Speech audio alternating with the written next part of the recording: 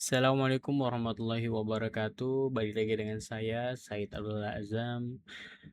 Oke, video kali ini dibuat untuk kepentingan pengumpulan tugas UAS mata kuliah Mobile Computing Teori, di mana tugas UAS ini yaitu mempresentasikan review jurnal yang saya review dengan topik Smart City. Dan berikut adalah jurnal yang saya review. Untuk judul yaitu Implementasi Smart City di Kota Tangerang Selatan, Banten. Penulis adalah Sapraji pada tahun 2023. Oke, kita masuk ke latar belakang aja langsung. Oke, di latar belakang riset pada jurnal yang saya review terdapat 3 latar belakang riset. Yang pertama itu otonomi daerah. Jadi adanya transisi dari sistem yang sentralistik ke desentralisasi. Jadi ada pada Undang-Undang Nomor 23 Tahun 2014. Jadi menuntut adanya kreativitas untuk pemerintahan daerah. Kemudian latar belakang riset yang kedua, adanya tantangan urbanisasi. Jadi Kota Tangerang Selatan atau biasa kita kenal Tangsel itu menghadapi masalah perkotaan yang cukup kompleks yang membutuhkan solusi tata kelola yang cukup efisien. Kemudian yang ketiga adalah landasan kebijakan. Jadi untuk Pemkot Tangsel dia mengadopsi konsep Smart City berdasarkan Capwal nomor 134.43 Cap 220 Hulk tahun 2017 ya, di mana berisikan untuk meningkatkan layanan publik. Kemudian untuk saat berikutnya yaitu teknologi. Jadi di dalam jurnal tersebut terdapat ada 3 ya istilah penting yang dibahas. Yang pertama Smart City pastinya, karena topik utama kita yaitu Smart City. Jadi Smart City itu apa? Jadi Smart City itu adalah kota yang mampu mengintegrasikan sistem fisik, sosial, dan digital melalui media yang sudah ada, yang dimana kegunaannya untuk merespon kebutuhan secara cepat dan available. Kemudian yang kedua adalah teknologi utama. Jadi pemanfaatan teknologi informasi dan komunikasi atau TIK seperti SMS gateway, kemudian jaringan internet publik, serta CCTV di berbagai daerah. Kemudian adanya 6 dimensi cerdas yang mencakup namanya smart governance, kemudian ada branding, kemudian ada ekonomi, living, society, dan environment. Kemudian kita langsung lanjut ke slide berikutnya. Permasalahan riset yang dibahas pada jurnal tersebut diantaranya ada 4. Yang pertama di bagian integrasi sektoral. Jadi permasalahan riset ini muncul dikarenakan sulitnya pengintegrasian aplikasi antar dinas ya, agar nantinya dapat dipantau secara terpusat oleh kementerian kita Kominfo. Kemudian permasalahan riset yang kedua adalah ada pada kapasitas SDM. Jadi keterbatasan jumlah dan kualitas aparat mengenai birokrasi yang memahami konsep kota cerdas secara mendalam. Kemudian yang ketiga adanya resistensi budaya.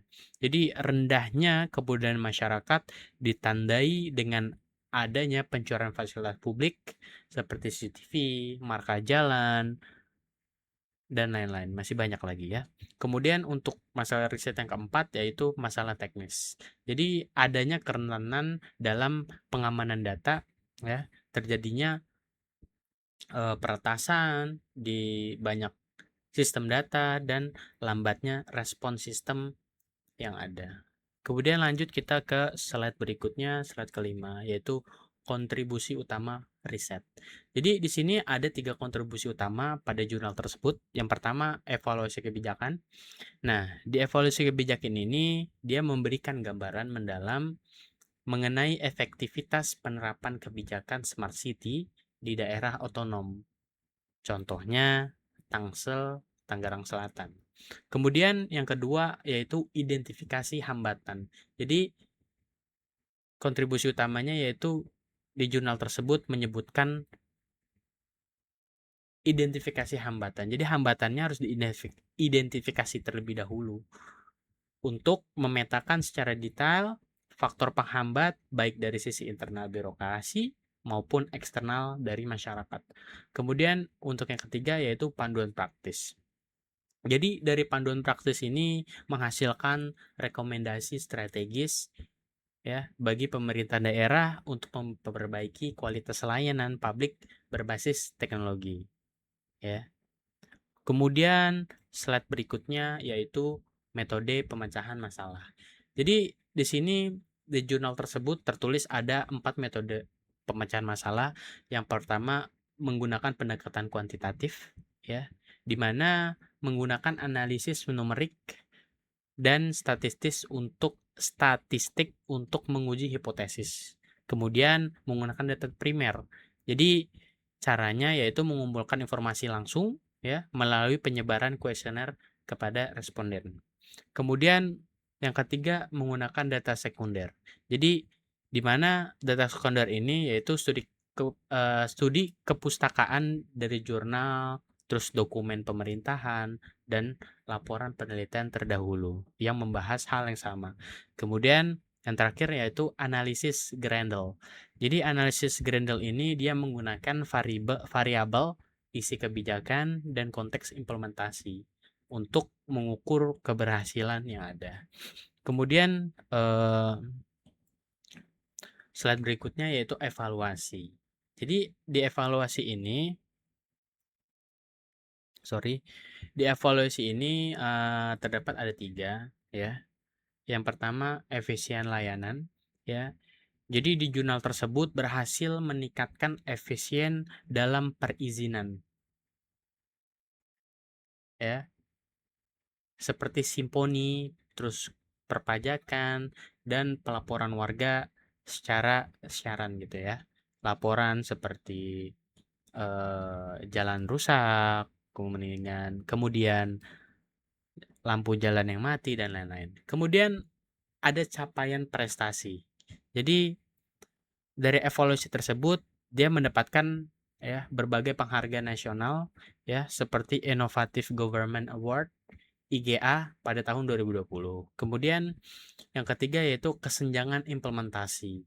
Jadi masih terdapat gap antara kemajuan infrastruktur digital dengan kesiapan sosial dan koordinasi antar lembaga.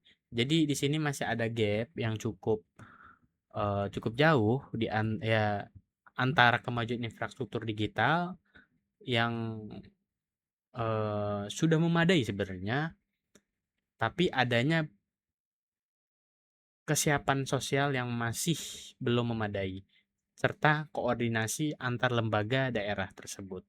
Kemudian di slide berikutnya ada ide pengembangan riset yang saya tambahkan di sini, yaitu poin pertama penyatuan visi.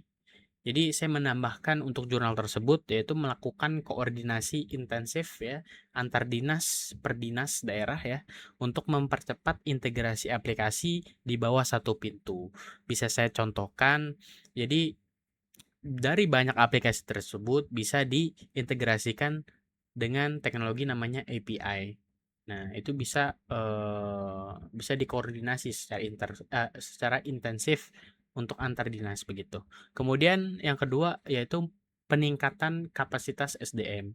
Jadi SDM kita itu harus ditingkatkan. Bagaimana caranya? Yaitu mengadakan pelatihan dan rekrutmen staf ahli yang kompeten di bidang teknologi informasi atau di bidang tersebut gitu. Jadi kita tidak asal merekrut aja gitu. Kita harus melihat background latar belakang dari staf ahli yang memang ingin direkrut. gitu. Kemudian yang ketiga adanya edukasi budaya. Jadi program sosialisasi ini masih masif ya untuk menumbuhkan rasa memiliki masyarakat terhadap fasilitas umum ya atau fasilitas pintar. Jadi adanya edukasi budaya agar supaya masyarakat bisa memiliki memiliki rasa cinta terhadap fasilitas yang sudah diberikan, tidak merusak, kemudian tidak mencurinya juga ya kan, banyak banget kasus pencurian fasilitas ya. Kemudian dari sistem keamanan digital yaitu dari keamanan cyber ya. Jadi di sini harus daerah Tangsel khususnya untuk di jurnal tersebut harus menginvestasikannya lebih besar untuk keamanan cyber karena bagaimanapun keamanan data itu nomor satu. Data yang disimpan tidak akan aman jika tidak ada yang mengamankan.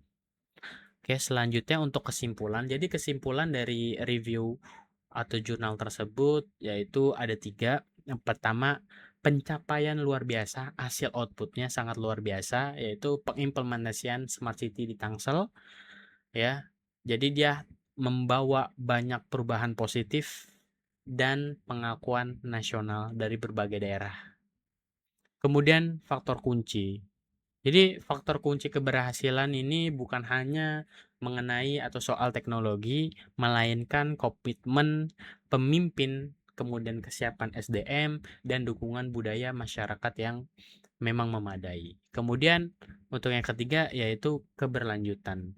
Jadi di keberlanjutan ini diperlukan evaluasi ya secara terus-menerus ya dan kolaboratif aktif dengan pihak ketiga untuk menjaga performa kota pintar atau smart city begitu. Jadi yang sudah dibuat itu dipertahankan dan terus dievaluasi terus-menerus untuk kemajuan dari inovasi tersebut ya. Terima kasih. Kurang lebihnya mohon maaf. Di sini ada kata-kata dari saya, Smart City bukan sekedar tentang modernitas, tetapi tentang meningkatkan kesejahteraan masyarakat secara keberlanjutan. Thank you, saya Said Ulazam. Terima kasih. Wassalamualaikum warahmatullahi wabarakatuh. Bye bye.